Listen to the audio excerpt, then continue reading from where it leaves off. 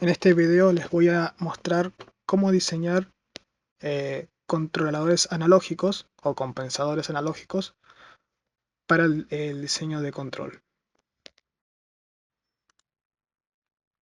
El amplificador operacional, abreviado op-amp, es un dispositivo versátil que puede usarse para varias funciones dentro del mundo de la electrónica analógica, desde diseño de filtros como computación analógica, controladores, entre otros.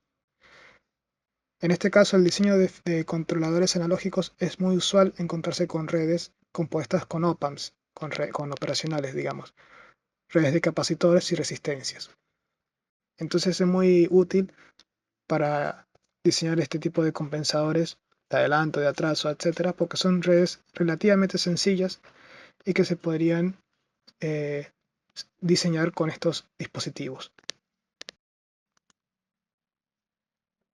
Básicamente hay dos estructuras con operacionales.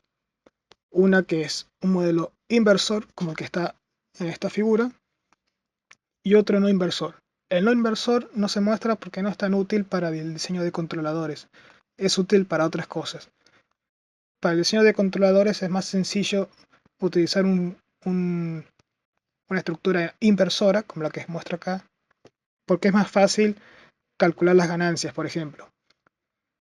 Entonces, la función de transferencia de una estructura típica inversora es la impedancia, en este caso Z2 es la impedancia que tengo en esta red de realimentación del op-amp, sobre Z1 que es la impedancia de entrada, menos porque es una configuración inversora.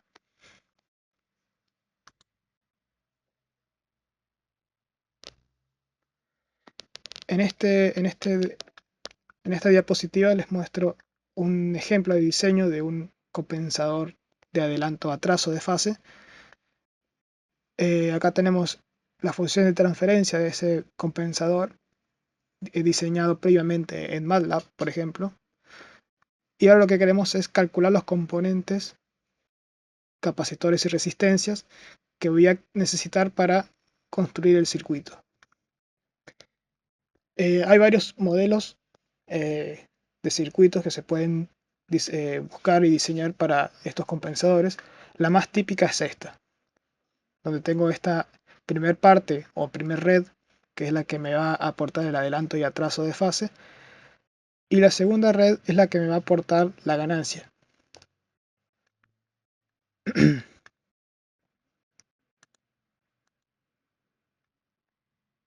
Acá primeramente tenemos la función de transferencia en su forma estándar, si se quiere, es decir, en la forma que estamos acostumbrados a verla, donde tenemos S más el 0 sobre S más el polo, por ejemplo.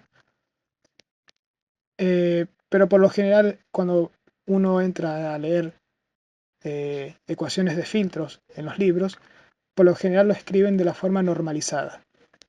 Por lo general la estructura está en la forma normalizada. Entonces, es equivalente tener una estructura estándar en donde tengo, digamos, S más algo que sería el 0 o el polo, o tenerla en forma normalizada en donde tengo todo multiplicando a S más 1. Siempre el término independiente es 1.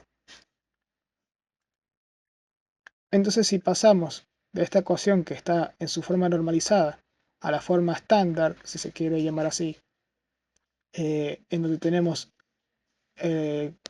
como el término, no el término independiente, sino que la variable S no está multiplicada por nada, sino por 1, tenemos este modelo que está acá.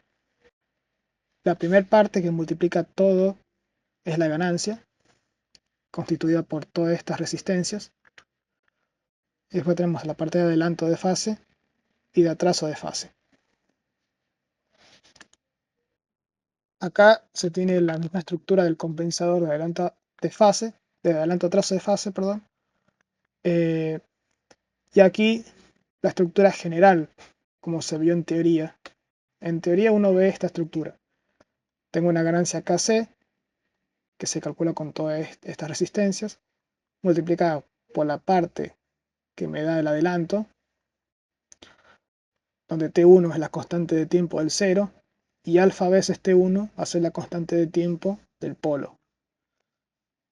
Y lo mismo con la parte de atrás, T2 es la constante de tiempo del cero, y beta veces T2 va a ser la constante de tiempo del polo de la red de atraso. Bien, lo que se hace primero es adoptar capacidades. Esto es un consejo siempre que les doy.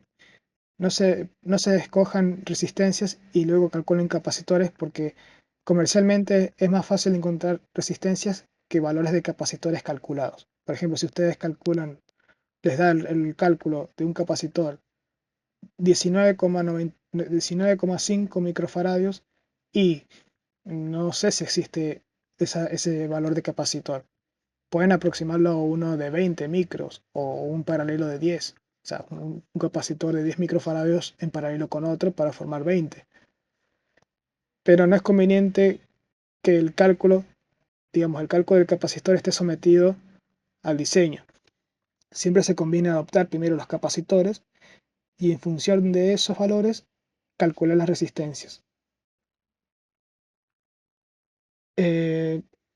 Si ahora calculamos primero la parte de adelanto, tenemos que, si hacemos una analogía de este miembro con este miembro, vemos que el 0, o digamos la parte que modela el 0 de la función de transferencia, 1 sobre R1 más R3 por C1, es igual a S más 1 sobre T1. Y la del polo va a ser S más 1 sobre R1 por C1 igual a S más 1 sobre alfa por T1. Si hacemos esa igualdad, donde alfa es menor a 1, porque acuérdense que en un adelanto de fase, el 0 aporta más fase que el polo, o sea, en otras palabras, el 0 está más cerca del eje J omega que el polo, entonces alfa es menor a 1. Entonces reemplazamos valores. Acuérdense que el 0 de la función de transferencia de la parte de adelanto es, en este caso, 0,85, igualado a 1 sobre R1 más R3 por C1. De aquí podemos despejar R3 y tenemos que R3 es igual a toda esta expresión. Pero acá antes de hacer esto, me falta calcular R1. R1, ¿cómo lo calculo? Veo la ecuación de, digamos, el polo, que es 1 sobre R1 por C1, es igual a 1,679, que es el polo del adelanto, de la parte de adelanto de fase. Como tengo C1, despejo R1 y me da es el resultado que me da acá. R1 es este valor. Con eso vengo, reemplazo en la ecuación anterior y obtengo R3. Bien, ya tengo las resistencias de la parte de adelanto. Si ahora vamos con la parte de atraso, es exactamente el mismo análisis. En este caso beta es mayor a 1, porque ahora el polo adelanta al 0, es decir, el polo ahora está más cerca del eje J omega que el 0 del compensador de atraso, por eso se llama atraso de fase. Entonces beta es mayor a 1. Haciendo la misma analogía de la función de transferencia de la parte de atraso con la función de transferencia obtenida en MATLAB y reemplazando y despejando los valores, acá despejo R4 y acá despejo R2, calculando obtengo las resistencias asociadas a la red.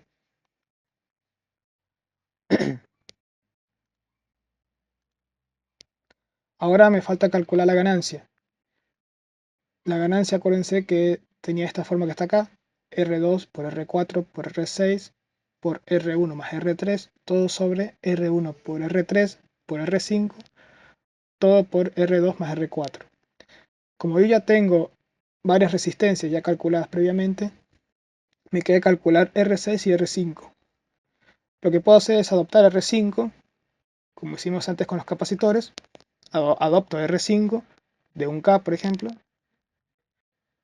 Y lo que hago ahora es despejar R6. Como sé que mi ganancia ahora de mi compensador es 1,356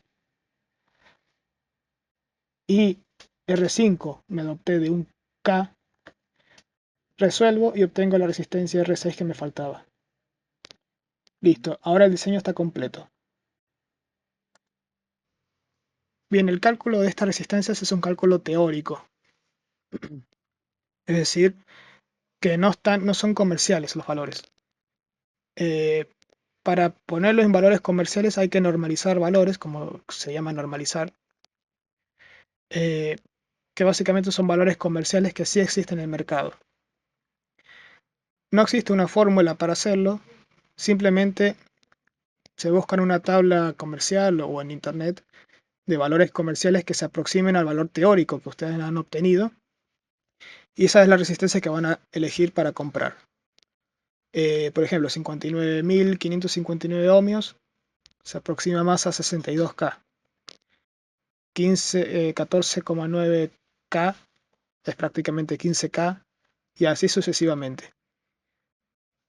Una vez que tienen las resistencias normalizadas, ya pueden proceder a armar el circuito. El segundo ejemplo es un diseño de un adelanto de fase solamente, más específicamente un proporcional derivativo, un PD, y se hace el mismo análisis que recién. La red que se escoge para hacer este diseño es la que tenemos acá. La primera red es la que define la red de adelanto o de atraso. Recuerden que la anterior servía para diseñar una red de adelanto y atraso. Esta sirve para diseñar una red de adelanto o una red de atraso solamente. En este caso, una red de adelanto porque es un proporcional derivativo. Y la etapa de salida es la etapa que me define en cierta medida la ganancia. Hacemos el mismo procedimiento que recién, pasamos de la forma normalizada de la ecuación de la función de transferencia del modelo del circuito a la función de transferencia estándar. Y tenemos la ganancia, que es función de estas capacidades y estas resistencias, y la parte de adelanto.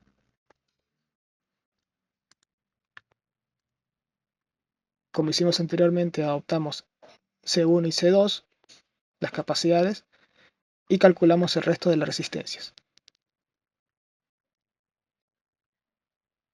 Acá la parte de adelanto se hace el análisis previo al que hicimos con el otro circuito. Alfa es menor a 1 porque adelanta fase el 0 contra el polo. Y observando los valores del 0 y del polo de la función de transferencia del compensador diseñado previamente en MATLAB, despejamos R1 y R2 y calculamos las resistencias. Luego adoptamos R3 para calcular la ganancia, ya que la ganancia tengo que tener R4 y R3. Como no tengo ninguno de esos dos valores, me adopto uno y despejo el otro.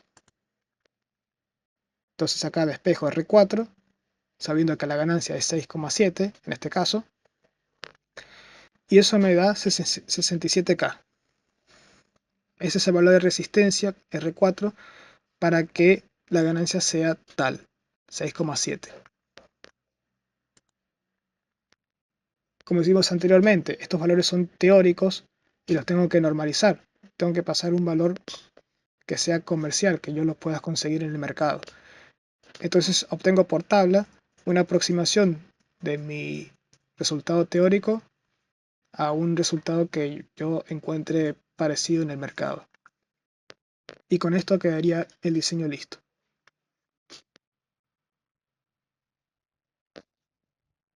Acá se hace una comparación, si se quiere, una diferencia entre el PD real, el adelanto de fase, y el PD ideal. ¿Por qué les digo esto?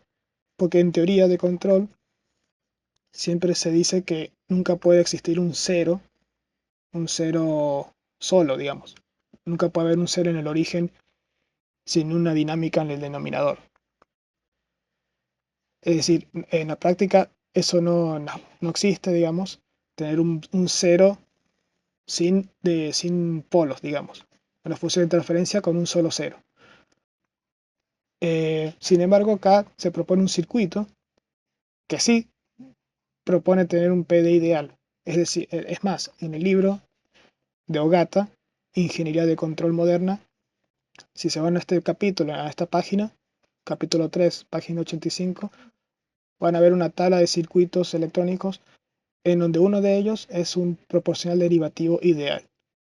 Entonces ustedes van a entrar seguramente en duda, cómo es que en teoría sé que no puede existir un cero, digamos, una función de transferencia con un solo cero y nada de polos, y me están proponiendo un circuito que sí es posible.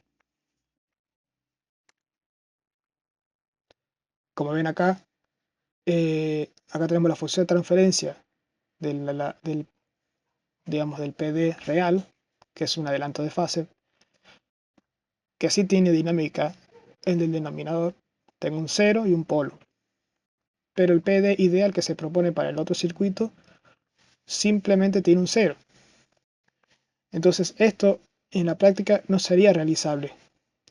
Pero entonces, ¿por qué si me proponen un circuito es realizable y teóricamente no lo es? Muy sencillo. Existen dinámicas que se denominan dinámicas no modeladas, que por lo general dominan en altas frecuencias, que no se contemplan en el diseño de la función de transferencia del modelo porque hace de altas frecuencias no dominan sobre las de baja frecuencia. Entonces, por lo general se las tienden a despreciar.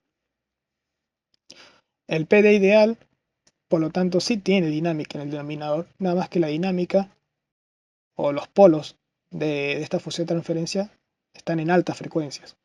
Entonces, el aporte del cero o el aporte que tendría este cero a toda la función de transferencia es más dominante frente a los polos que dominan en alta frecuencia.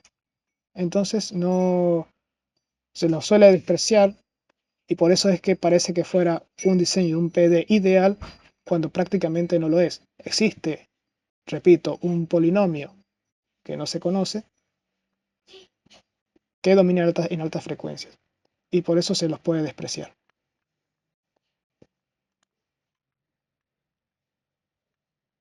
Exactamente el mismo análisis con un PID serie en este caso, un controlador PID, en donde tenemos más ceros que polos. Tenemos un polo en el origen que me lo aporta la parte integral del controlador y dos ceros, una propia de la parte derivativa.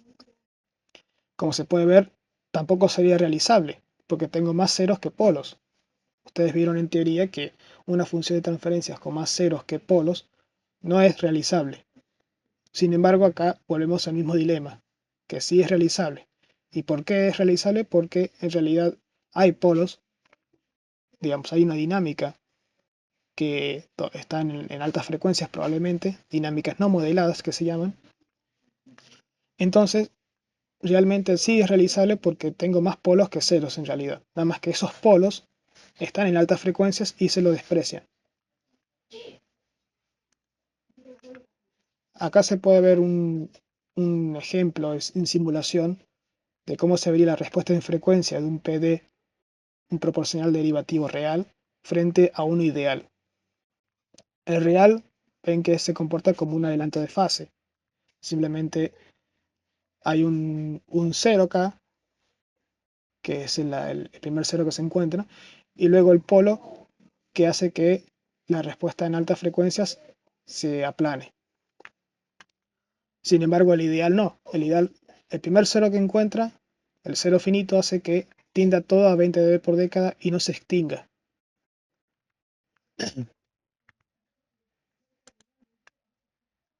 Sin embargo, a altas frecuencias, como estos dispositivos electrónicos tienen limitación de ancho de banda, todos los dispositivos electrónicos tienen limitación de ancho de banda, y en general todos los sistemas de control, entonces va a llegar un punto que a altas frecuencias me empieza a atenuar.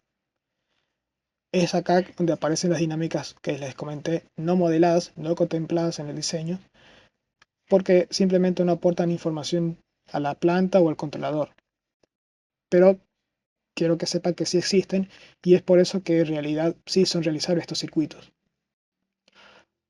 Acá se puede ver tanto el PD real como el PD ideal.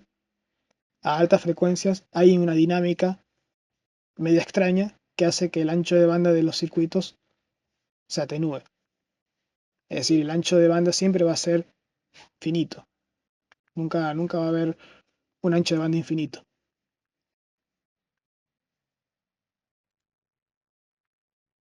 Exactamente el mismo análisis con el PID. Vimos que el PID tenía dos ceros y un polo en el origen, que es básicamente el integrador. Entonces vemos que para el primer polo, el polo en el origen, empieza a decrementar en 20 dB por décadas, pero automáticamente se encuentra con el cero,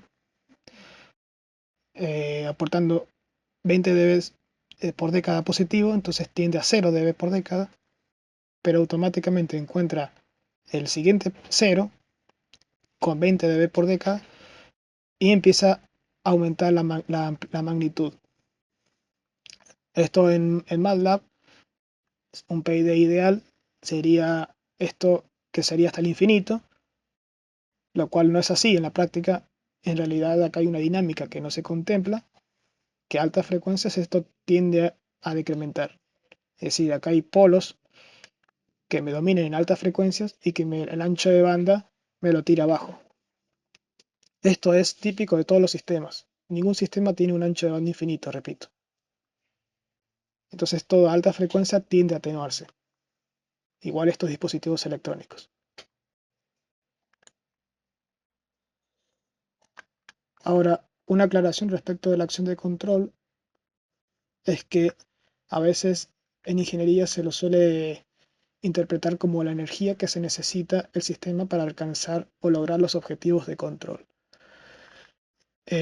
Bajo estos términos debe tenerse cuidado con la energía del sistema que se necesita para cumplir con esas especificaciones de diseño. Por ejemplo, velocidad, etc. Velocidad está relacionado con ancho de banda siempre. De lo contrario, estos sistemas pueden llegar a saturarse, o en peor caso, a estropearse, digamos. Entonces, la acción de control es importante tener en cuenta también el diseño. Si yo tengo una especificación muy restrictiva de ancho de banda o de velocidad, que son equivalentes, puede ser que necesite mucha energía para llevar a cabo ese objetivo. Y mi sistema, mi planta, tiene limitaciones lineales. Es decir, hay un cierto rango de linealidad en el cual mi sistema va a operar y fuera de ese rango, porque satura, entra en zona no lineal. Son las limitaciones físicas de todo sistema. Entonces hay que tener en cuenta. Un ejemplo de esto es, claro, el efecto Windap, el cual es un efecto no lineal causado por la interacción entre la acción integral con las saturaciones de un controlador PID. La no linealidad se produce al saturar el actuador o la planta, en donde el sistema deja de funcionar como se esperaba y comienza a funcionar a lazo abierto. Entonces hay que tener en cuenta la energía que uno necesita para llevar a cabo los objetivos de control.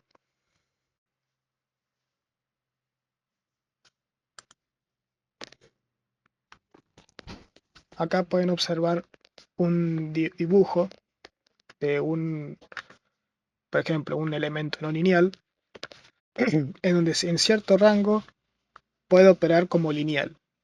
Bueno, esta zona o esta recta, esta zona lineal, es donde queremos diseñar nuestro controlador. Fuera de estos rangos, el sistema entra en no linealidades y eso puede generar problemas de estabilidad y otras condiciones no deseables en nuestro sistema de control. Entonces siempre tenemos que tener en cuenta que nuestra acción de control no puede superar estos límites. Una opción a tener en cuenta en el diseño de control con saturación y acción de control es, si sé que mis límites son estos que están acá arriba en negro, no diseñar mi acción de control para que llegue a estos límites, sino que lleguen, podemos decir, tener un cierto rango más chico por seguridad, por ejemplo un umbral menor, ya que si nuestra acción de control supera esta franja amarilla, sé que mi sistema no va a saturar. Pero si yo contemplo el límite de arriba, que no estaría mal, pero el problema es que si mi acción de control está muy cerca del límite, puede que no sature, pero puede que ya entre en una sola no lineal, porque en realidad esto no es así tan abrupto, no es que crece lineal y de repente satura, sino que ya empieza a distorsionar la señal.